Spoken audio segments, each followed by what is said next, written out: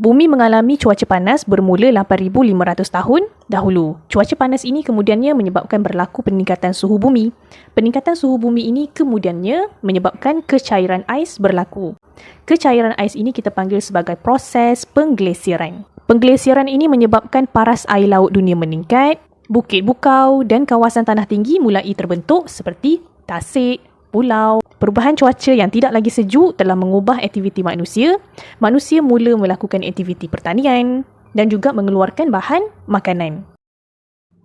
Terdapat 6 ciri-ciri zaman air batu akhir, iaitu ciri fizikal bumi, binatang, tumbuhan, suhu, kehidupan manusia dan aras laut.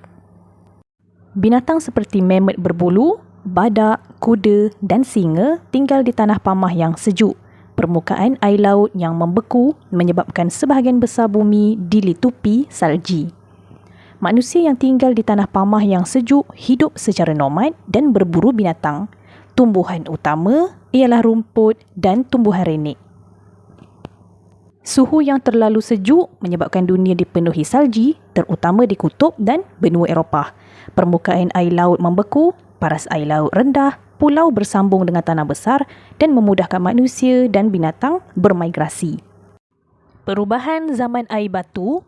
Proses pengglesiran menyebabkan air batu yang cair dari kawasan tanah tinggi dan gunung akan membawa bersama-sama batu dan tanah semasa menuruni tanah tinggi.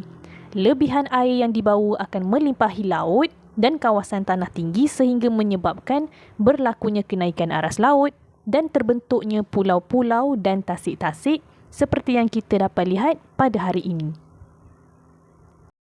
Pada zaman ini juga berlaku kepupusan binatang, termasuklah mamut, sloth dan harimau bertaring.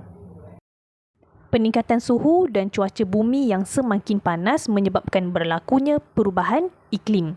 Perubahan iklim ini menyebabkan manusia bergerak keluar dari benua Afrika dan secara beransur-ansur mendiami benua Eropah dan benua Asia.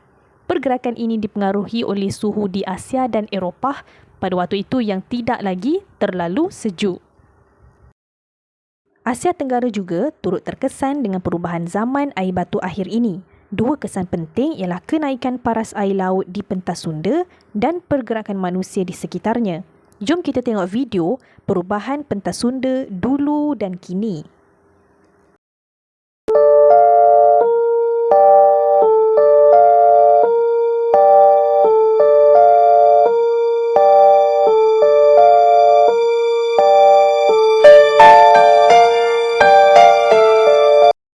Dapat disimpulkan bahawa pentas Sunda merupakan daratan yang menghubungkan Kepulauan Sumatera, Jawa dan Borneo pada suatu ketika dahulu.